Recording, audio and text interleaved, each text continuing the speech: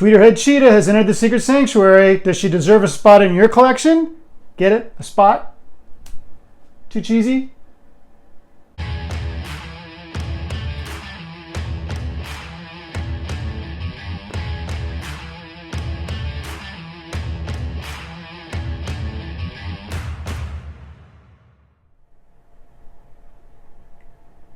All right, here's Cheetah in her regular configuration. I'm going to refer to this as the Priscilla Rich configuration of Cheetah. Priscilla Rich was the first person to take on the mantle.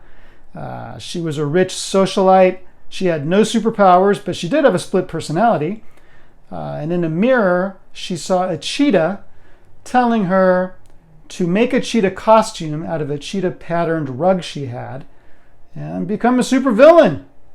Which, of course, you always listen to the cheetah in the mirror, and that's what she did. First appearing in Wonder Woman #6 back in 1943, and she has the honor of being one of the few DC villains who actually appears on the cover of her first appearance. I can't think of too many that did. The Joker did not, Catwoman did not, Lex Luthor did not. Most of them did not appear on the cover, but Cheetah did, on a very cool cover, to be honest. And I can imagine the painters in China groaning when they learned of all the spots that they would be painting individually on this statue. Let me get in close. It's a really nice portrait. Especially, that got that ferocious look going on with these razor-sharp claws.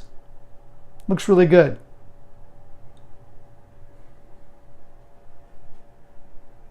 You might have noticed we do have a seam back here. You know, it does get kind of lost in the spots. It is not terribly noticeable, and it's only seen from the back. Even from here, you know, you really can't see it from the front at all. Doesn't bother me a bit. She's 11 inches tall, so she has kind of a short profile, which actually works well if you display her with other Tweeterhead pieces. She could be displayed in front of them, which might save you a little bit of space. It's a really nice sculpt, very, very appealing, provocative. The tail does come separately, so you have to insert the tail, which is a little awkward, but it works. Let me give you a rear view here. Just a really nice sculpt. Got those high heels going on with her cheetah costume. The base, I think, is meant to go well with Wonder Woman's base, which has a similar theme of these broken columns. Nice foliage. There's a spear. I am assuming that it just lays on the base. I could not find that it pegs in anywhere. But it's a nice little spear. I'm assuming Wonder Woman just threw this at her. And so I'm just laying it on the base. If someone knows different, if it does peg in somewhere, please let me know. I'd love to know. So that's Priscilla Rich. Let's take a look at the alternate portrait. All right, this is the exclusive portrait, which I will refer to as the Barbara Ann Minerva portrait. And Barbara Ann is the version of the character you saw in Wonder Woman 1984. Not a great movie, of course, but this is the character, or the version of Cheetah that appeared there. I mentioned earlier that this portrait, one of the things I like about it, is that it really accentuates the movement. It's the flow of the hair that really shows forward movement of this piece. I think it works really well. I prefer this portrait to the other, even though I'm a huge DC Golden Age fan. Something about that long hair, and even the face itself, I like better on this one. I think it looks really cool.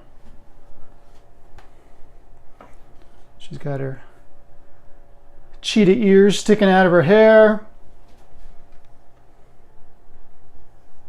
Looks like mine arrived without any breakage, which is always nice.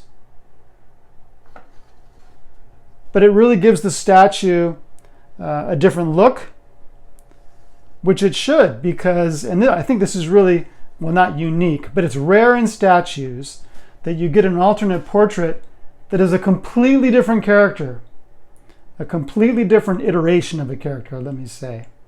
We didn't get to see Barbara Ann Minerva until post-crisis, so 1985 or later, whereas we had either Priscilla Rich or her niece for the 42 years of Cheetah's existence prior to crisis. It's a great portrait. It's really nice. Vicious. That looks really cool.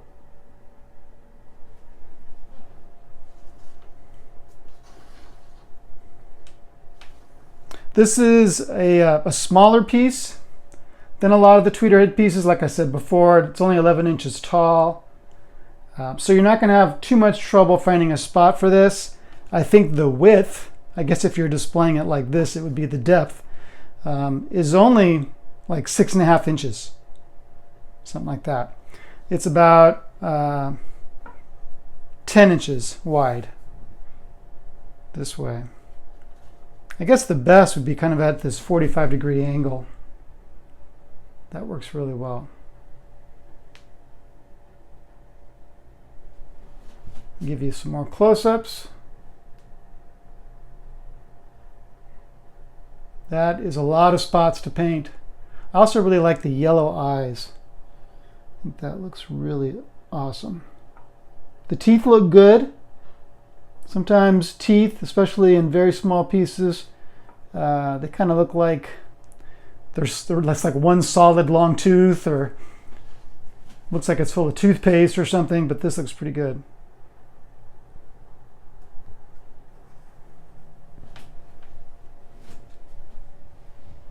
Tweeterhead's Cheetah.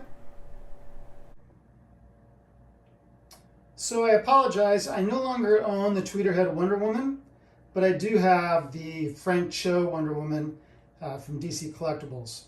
And they certainly scale really well together. I love this Frank Cho Wonder Woman. I think it's just beautiful.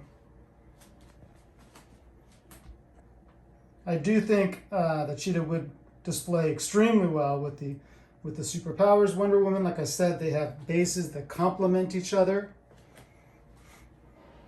So if you own that piece, this is the logical thing to pair that Wonder Woman with. Really nice.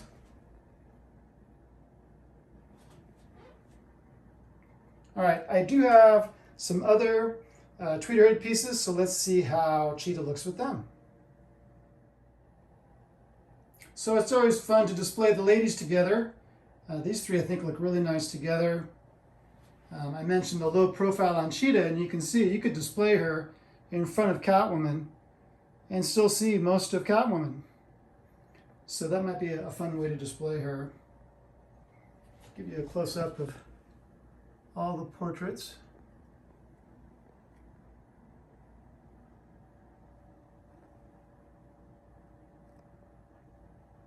She definitely fits right in.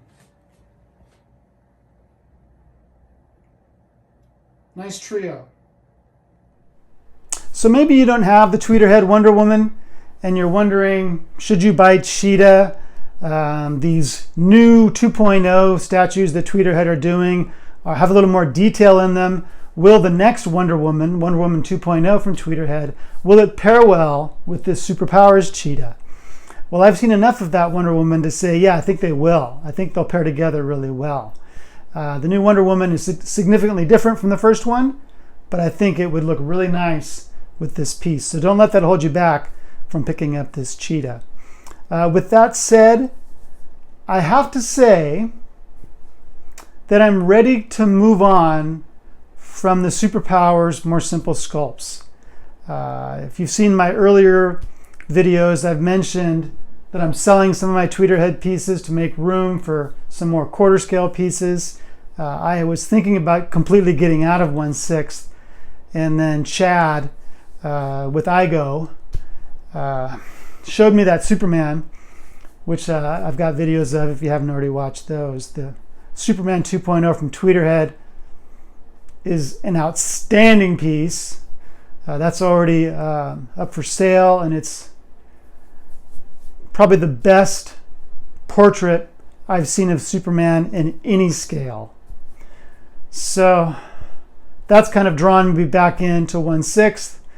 Chad has been nice enough to show me renders of several of the other Justice League members, and they're going to be really, really nice. So anyway, Cheetah's wonderful, very nice. I love that you get two characters in one, two iterations of the character. Both portraits, very nice, and will look good with the coming 2.0 Wonder Woman. I don't know when that's due, but I have seen a render, and it's a beautiful piece. I really like it a lot. As for me, I'll be back very soon, could be as soon as tomorrow, with the Sideshow Daniel Bell Batman bust, which looks really cool. It's the one that everyone wishes was a full premium format because it's such a great portrait. So I should be back tomorrow. It's hard to tell with shipping these days. I normally get stuff from Sideshow the day after they ship it, but the last couple have taken 2 to 3 days. So maybe tomorrow, maybe the next day. Other than that, have a great night, and I'll see you on Statue Forum. I'll see you on Facebook, and I'll see you on Rogues Gallery Live. Take care, guys. Have a good one.